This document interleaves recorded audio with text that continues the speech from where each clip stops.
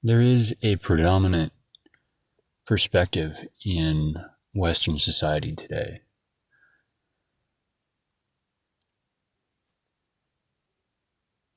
that weapons, being a symbol of violence, are inherently bad. There's a lot of stereotypes and a lot of false perceptions around this. A lot of muddy waters that have led to the way that people think about this.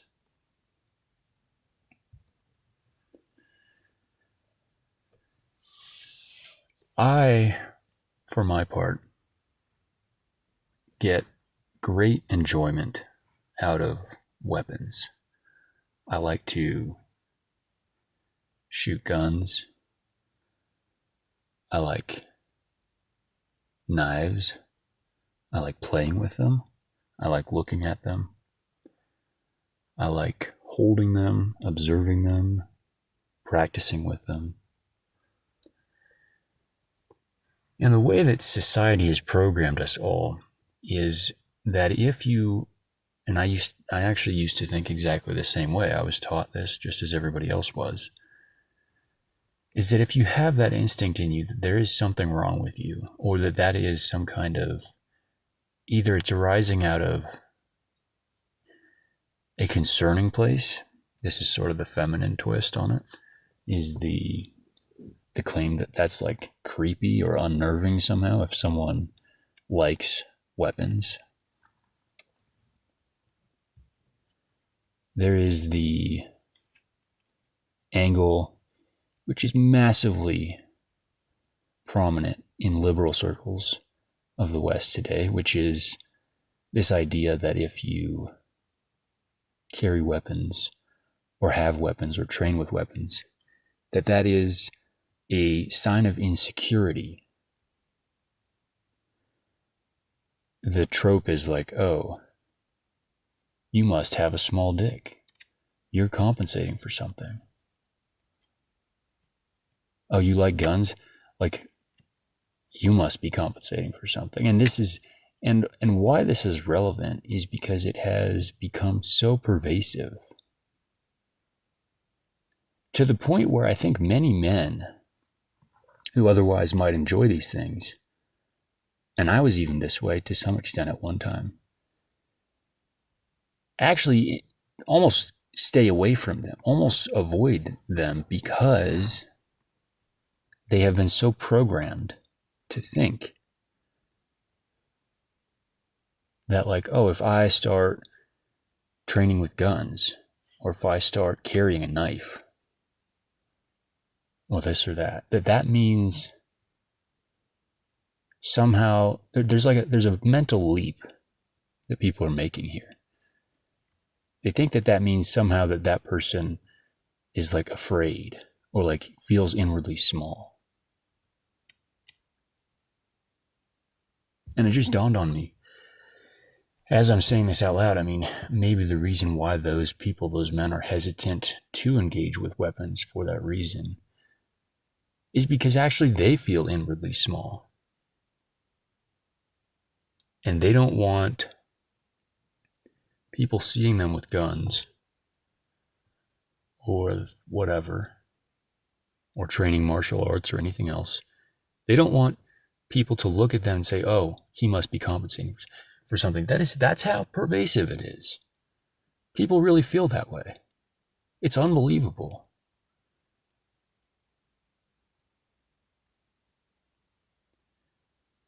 People think, oh, you don't need that.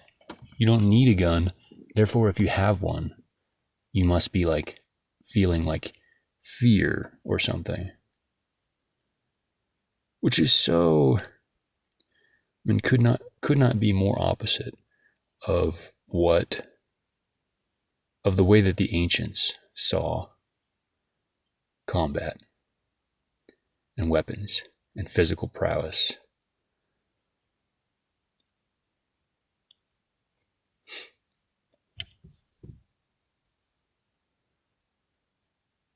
But, people will ask this question: why do you need a gun? Why do you need a knife? course, in other countries, they're so far gone that, and we have our own issues that are worse here.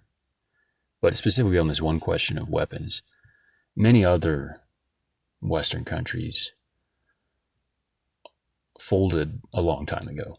And they are so, like, even the right-wing people in those places are sort of like uncomfortable with the idea of guns, or they think that like an armed populace would add to violent crime or would increase the risk or danger on the streets. I'm not here to argue those points. People are going to have their opinions, and I don't really care. But I bring it up to say it is an example of how far, because many people in America feel the same way. It's just that we also have this other subset of people who don't, including myself. But people have removed themselves so far from the potential for violence.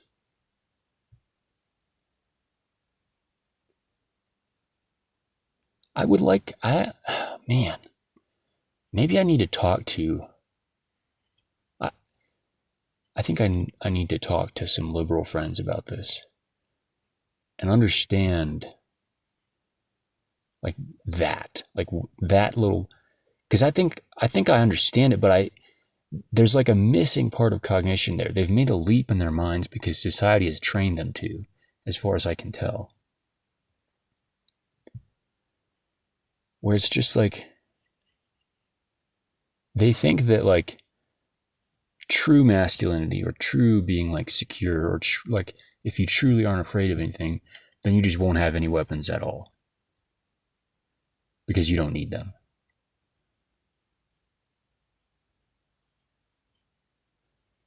There's so many different directions to take this conversation here because there's so many false assumptions, but just for the main one that I want to address here is that, to me,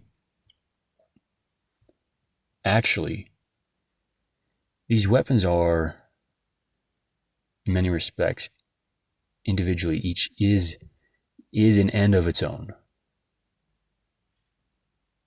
They are an end of their own. So, like, yes, your rifle can be used to hunt deer. You can hunt squirrels.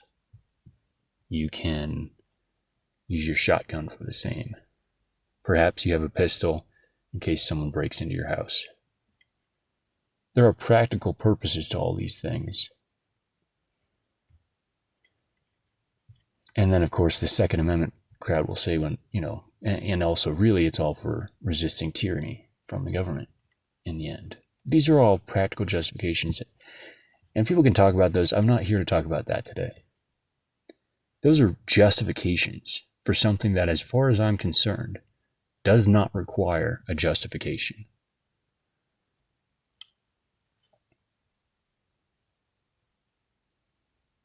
Actually, I feel that it is my right, simply as being who I am, to possess deadly weapons.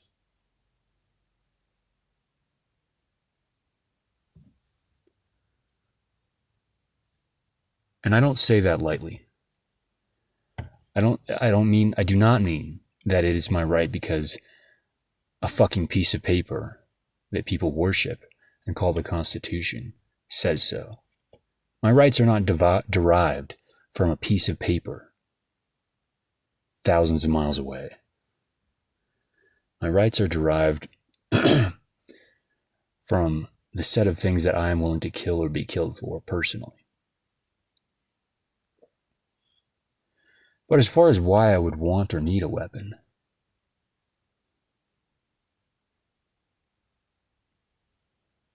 again, I think, excuse me, a lot of people go wrong by following liberals down this trail of explanations and justifications. The liberal is always seeking for a rationalization or a justification for things. Why do you need this? Why do you need this? Why do you need this? Somebody's going to get hurt. Why do you need this? Well, the question of whether or not I need it and why is actually of no relevance to this situation or to the question of whether or not I will have it. Personally, I would say my my desire for knives, blades, guns is sufficient in and of itself.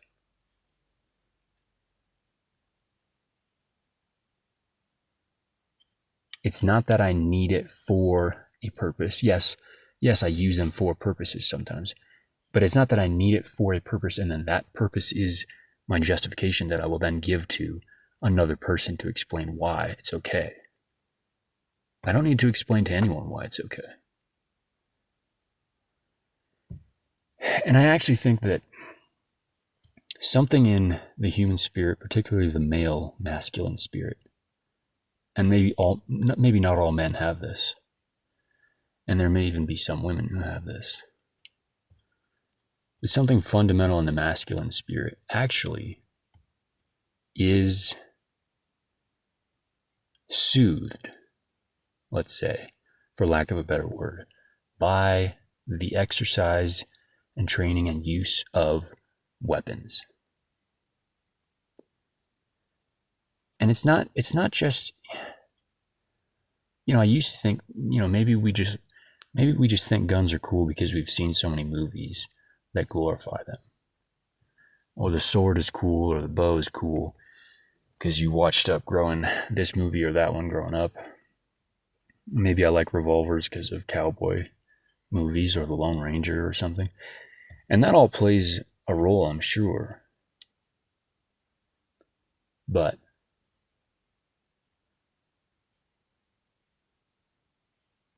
that's not why. I think, and maybe I'll hone in on what exactly this means better or more precisely over time. I'm not staking out a concrete position here, but my sense of it right now is that there is either an ancestral memory with regard to weapons, or even possibly a collective memory in the present. And by memory, I mean a sort of instinct. Why is it that I can pick up a gun or a blade and feel the handle in my hands and sort of just that feeling? It feels right. And there's a subset of men who will know what I mean when I say that.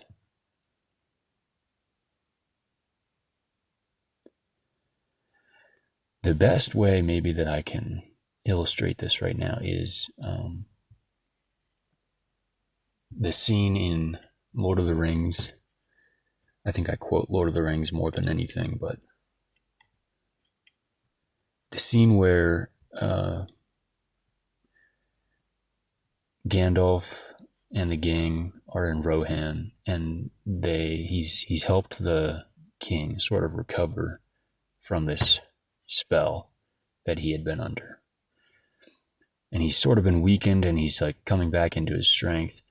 And Gandalf says to him, something like, "Your fingers would remember their strength better if they grasped your sword."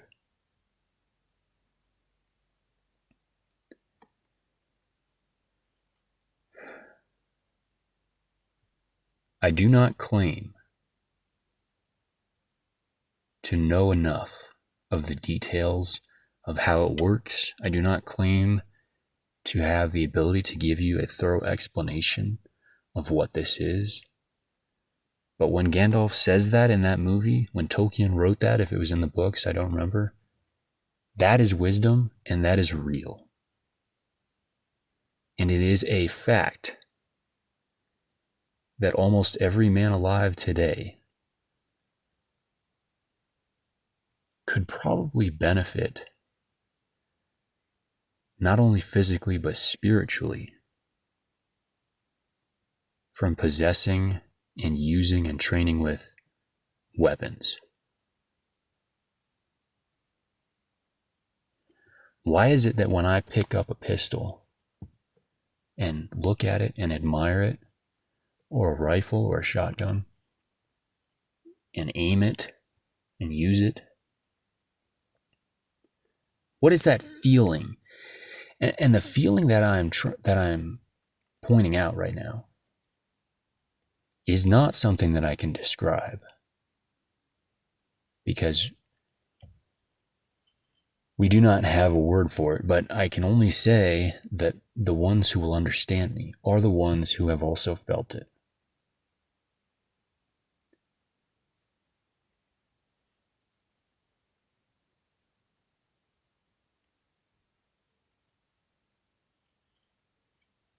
And the liberal will look at this whole thing and say, well, it's time to set that aside, because the liberal has an infinite well of narcissism that is always available. And you can never overestimate, or rather, you can never underestimate a liberal's ability to delude himself or herself into thinking that this time is different, or that the present time is different from the past. Yes, things have only been this way in a modern liberal society for 50 years or so, but we've figured it out now and we're not going back to the past. All these thousands of years that humans have been a certain way, we're just going to discard that because we know better now. The audacity is almost admirable if it wasn't so foolish.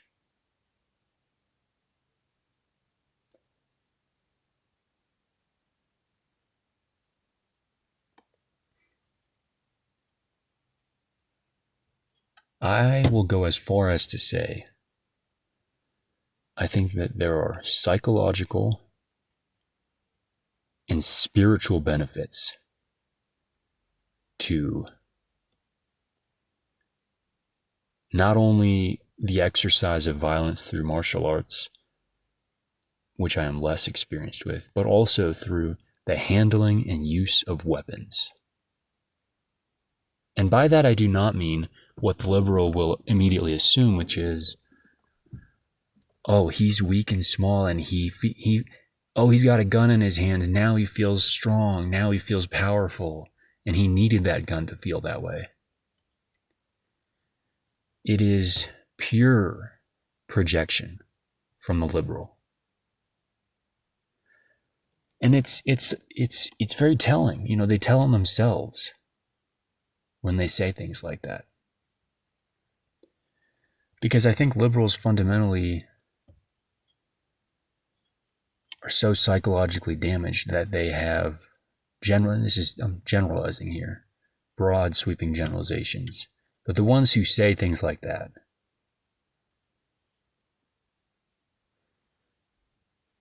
it's like they're incapable of conceptualizing a man as feeling secure or as feeling like anything other than a prey animal, because inwardly that is how they feel about themselves. And therefore, when they try to understand or conceptualize someone that they see who is training with weapons, who uses weapons, they sort of project themselves onto him. And they assume that his inner psyche is in the same state as theirs. And they assume that his reaction must be coming from the same place as theirs would be if they had done it. It's like, because a liberal is so low on self-esteem, they can't even imagine someone choosing to exercise a craft of violence for any reason other than as a way to feel powerful, because that's all they can imagine themselves doing.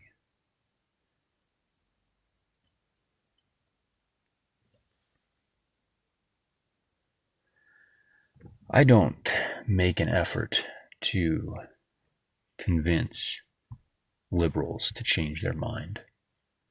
I don't have any interest in arguing or in changing the minds of opposition. But I would say that if, because many of these assumptions, at one time I held them myself. I felt exactly the same way. There were times when I did not own guns. And, even though I wasn't particularly left wing, I was liberal enough that I felt the same way about violence. I thought I was above violence. There's so many men today who have deluded themselves into thinking that they are above violence. And in reality, they're beneath it. In reality, they're just weak and they don't have the capacity or the inner strength or the will that they could exercise violence if they needed to. They don't have that. And because they don't have that, the way that they feel better about themselves as men is by imagining that they are above it. And liberal society allows them to do that because it perpetuates this myth, this sense that we as a society have broadly moved beyond violence and is generally not needed anymore.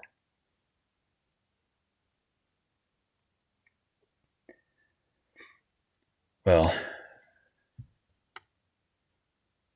the trajectory that we're on in terms of global affairs and the economy and technology, it may not be that long before we all come face to face with violence. But even if that does not happen, even if that never happens, I would suggest that even in times of peace, it is spiritually nourishing for a man to know tools of violence.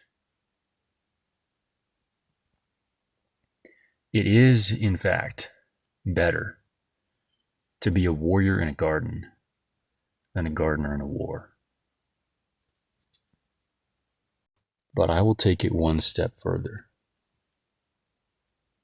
Not only is it better to be a warrior in a garden than a gardener in a war, but for me, and maybe not for everyone, as far as I'm concerned, I think I would rather be a warrior in a garden than a gardener in a garden.